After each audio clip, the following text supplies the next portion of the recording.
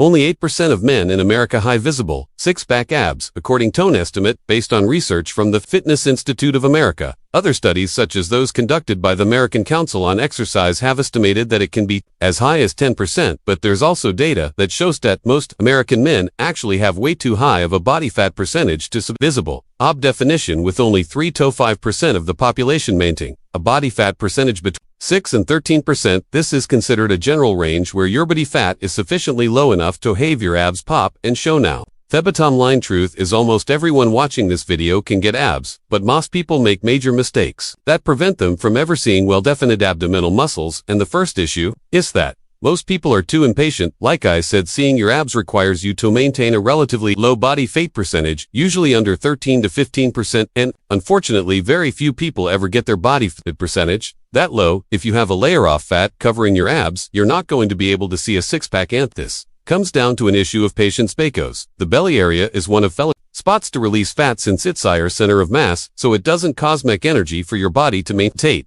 fat around your stomach. That's why we'll see fat reduction from your face, arms, and legs long before you see it coming off your midsection. The only solution is to stick to a calorie deficit for long enough to ultimately react that stored belly fat. This is where patience comes into play. Many people get demotivated when they're not noticing fat loss around their abs, and that makes them start to slack on their diet or quit entirely. Instead, if you just keep plowing forward and you stick to a calorie deficit made up of healthy foods, your body will eventually start pulling from the fat that sits around your abs. This can take months of work, and unfortunately, every time that you lose motivation or faith that you're making progress and you quit your diet plan, you wind up setting yours back big time, because even though the belly area is one of the last spots to go, it's one of the first lots that your body prefers to store fat when you gain it back by binging or giving up on your diet. So if you want to see your abs, commit to staying in a calorie deficit and eating right until your body fat percentage is low enough. And this leads to another major issue, not continuously readjusting your diet plan as you burn fat and get leaner.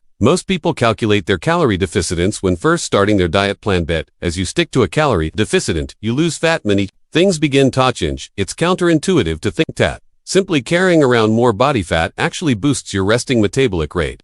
But think about it. I fear carrying an extra 20 pounds everywhere you go. It'll make all non-exercise related movements consume more energy in the process of losing fat. You may also lose some muscle, and something known as adaptive hormogenesis will also set in play an impact on a slowing resting metabolic rate. So when you hit fat loss plateau, given a long enough timeline, you definitely will have to adjust your calories macros to continue burning body fat, even if a calorie calculator is telling you that you're eating 500 calories below maintenance every day and that you are in a calorie deficit. That calculator could be completely wrong, and the way that you know if it's wrong is by evaluating if you're burning fat or not. If you're not losing inches and you didn't see any progress in the mirror for weeks or months, but you're also not any body fat, then that literally means that your current diet is keeping you hovering at maintenance. Even if you list fat with this diet plan and calorie deficit regionally, it's now your new maintenance set point. So to fix this, you should try reducing your diet by another 200 to 300 calories per day each time. You'll hit a plateau for a few weeks, then reevaluate a few weeks later and repeat this process.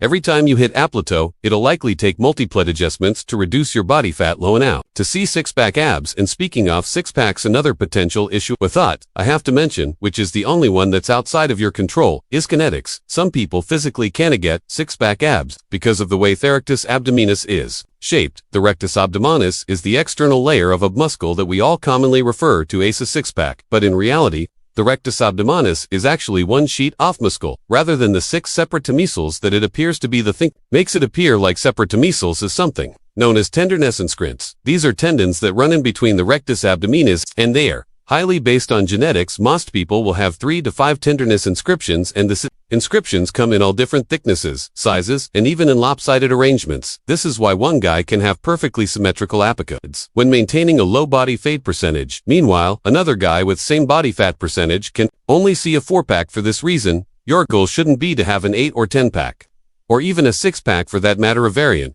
watching this video can get lean enough to see abs regardless of how many blocks show up when you do actual legit lean. Since you can't add more tenderness inscriptions, you shouldn't compare your abs to some model that genetically has different looking abs at an anatomical level. Now something that is fully in your control is your ability to progressively overload and develop your abs over time, and this is one of the biggest mistakes I see people making. Most men do not train their abs with free weights at all. They'll try to lift heavier weight loads for exercises like squats, bench presses, and even bicep curls, but they treat ABS completely differently. The truth is, your rectus abdominis, like other muscles in your body, responds very well to using heavier and heavier weight loads over time. Aside from lowering your body fat percentage, you can also affect visibility by your abs bulk. Your abdominal muscles will pop through the skin and show more than underdeveloped ab muscles, in the same way that developed shoulders will look rounder and more defined compared to shoulder muscles that haven't been properly developed. With progressive overload, so every week your goal should be to lift a heavier weight with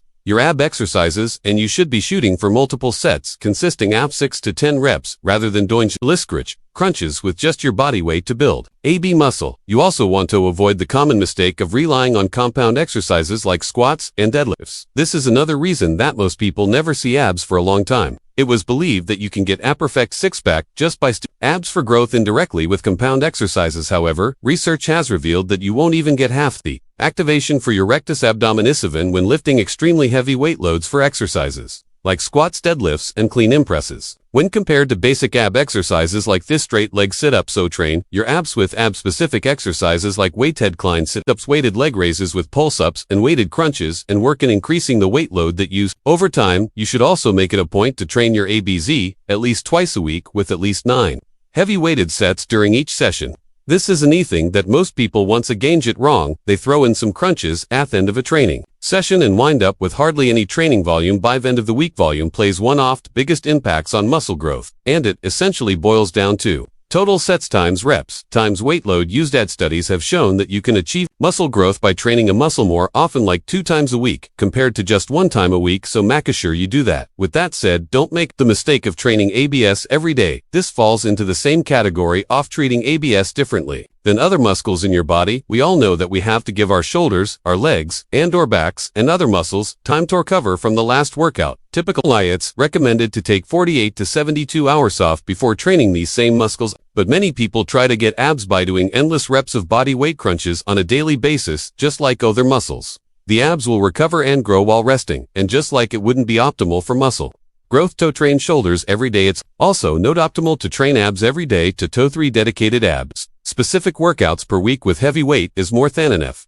Another reason that most people never get abs is that they try to avoid crunching and sit-up movements, and instead they stick to isometric or static ab exercises like planks. A lot of this comes from a false fear. Back crunching movements lead to lower back pain, but this is actually not true and has been disproven again and again. Enough. The main functions of your rectus from an anatomical perspective: spinal flexion. When you're doing exercises like decline sit-ups or even regular crunches, you go back and forth between flexion and extension of the spine, or in other words, you have a concentric phase on the way up and an eccentric phase on the way down. Meanwhile, if you're just doing static exercises like planks, you just hold an asymmetric contraction. Even though planks are great, especially for your deep stabilize your muscles like your transverse abdominis, there are far better exercises for building a block, your rectus abdominis, that focus on flexion around the spine and trunk. Ariance again, most people wouldn't hold a bicep curl halfway up to build their biceps. They would do reps where they would go through a full range of motion, reaping benefits from both the